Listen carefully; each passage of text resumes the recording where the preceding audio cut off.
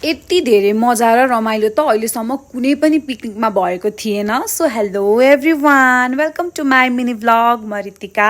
यो असोज महिनामा पिकनिक भन्नुहुन्छ होला। हो हजुर, हामी चाहिँ असोजमै पिकनिक गएको थियौँ, किनभने यतिखेर सबैजनाको छुट्टी पनि मिलेको थियो।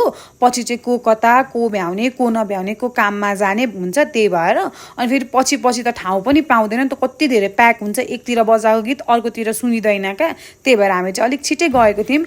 हामी चाहिँ यो गाडीमा चढ्दादेखिबाट नाचेको, एकछिन पनि सिटमा बसिनौँ क्या। हामी चाहिँ पथरी जान लागेको थियौँ। सो त्यहाँ ठाउँमा पनि पुग्यौँ अनि सबै सामान बोकेर हामी चाहिँ आफ्नो पिकनिक स्पोटतिर लाग्यौँ। जाने बित्तिकै हामी चाहिँ फर्स्टमा बिस्किट खायौँ र यता चिया पकाउन लाग्यौँ। रमाइलो सँगसँगै खानेकुराको पनि त तयारी गर्नु पर्यो, आफैले पकाउने भनेको थियो। सो चिया खाजा खाएर हामी फेरि नाच्न थाल्यौँ। रमाइलो गर्न गएको, रमाइलो गर्न त छोड्नु नै भएन, नाच्नै पर्छ, रमाइलो त गर्नै पर्छ। रमाइलो सँगसँगै हामीले चाहिँ एकदमै कोअर्डिनेसनका साथ एकदमै काम पनि गरिरहेको थियौँ।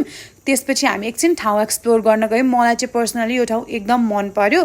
जङ्गलो बिचमा खेल्ने ठाउँहरू पनि बनाएको रहेछ। एकछिन ठाउँ घुमेर आएर चाहिँ हाम्रो भाइहरूले हामीलाई गीत गाएर सुनाए। त्यतिखेर चाहिँ सबजना आनन्दले बसेका थिए, थाकेर पिसफुल भएर बस्यौँ, गीत सुन्यौँ, गीत गायौँ। अनि हामी यता तरकारीको तयारी गर्न लाग्यौँ, पकौडाको लागि। त्यहाँपछि मेरो साथीको बर्थडे पनि थियो क्या, अनि उसलाई केक पनि ल्याइदिउँ। केक काट्यो, एकदम सरप्राइज थियो यो चाहिँ। एकदमै रमाइलो भयो। अनि खाना पकाउन थालेँ। सबैजना इन्जोय गर्दै गर्दै आफ्नो काम गरिरहेका थिए क्या।